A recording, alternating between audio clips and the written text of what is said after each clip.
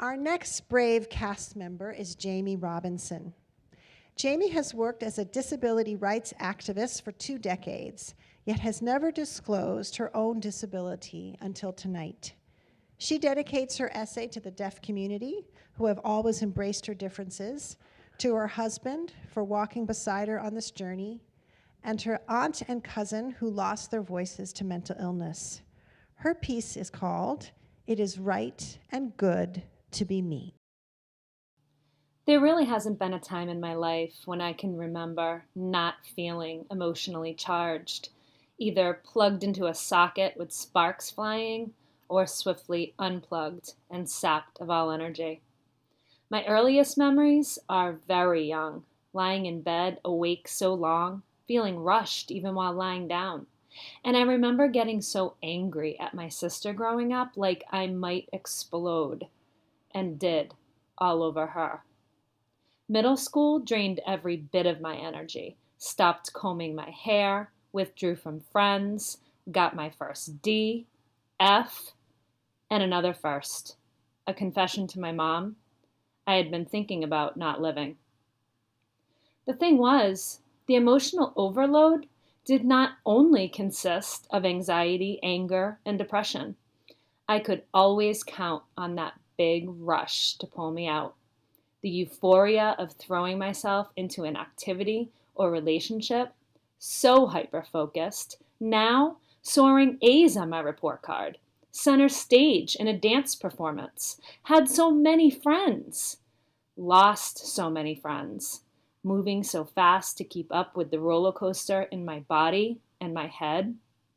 I didn't know this was the beginning of the highs and lows of manic depression.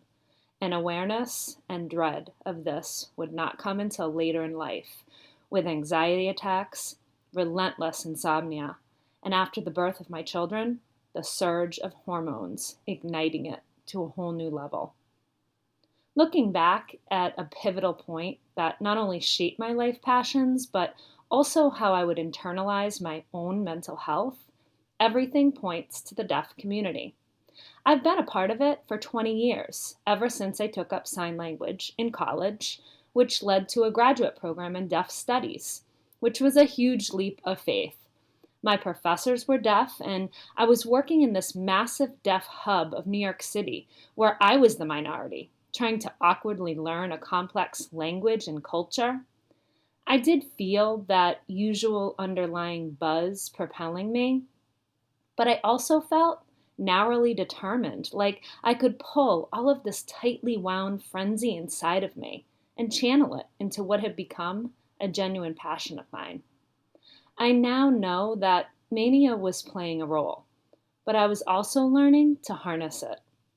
It was during that time I learned about deafhood, embracing deaf identity, language, and culture. I remember reading about it for the first time. It is good and right to be deaf. I would learn this is a very difficult concept for hearing people to get. How could it be good or right to be deaf? But it resonated with me the moment I read it.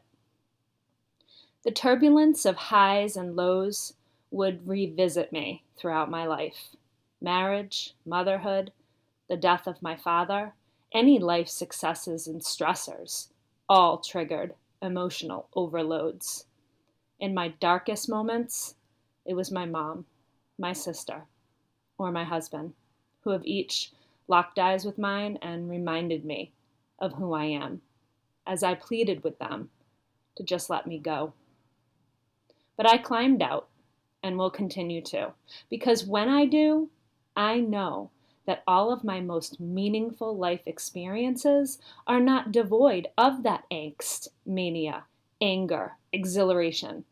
All of these things are tightly woven into the fabric of who I am. Without them, I wouldn't be as fierce an advocate, as empathetic a mom, as devoted a wife, as funny a sister, cousin, friend, auntie, or as open and passionate a person. Of course, there are challenges with mental health disabilities that can look and feel insurmountable. but they are a natural part of the human experience. We all face adversity. It's what makes us who we are, on the highest level of who we are.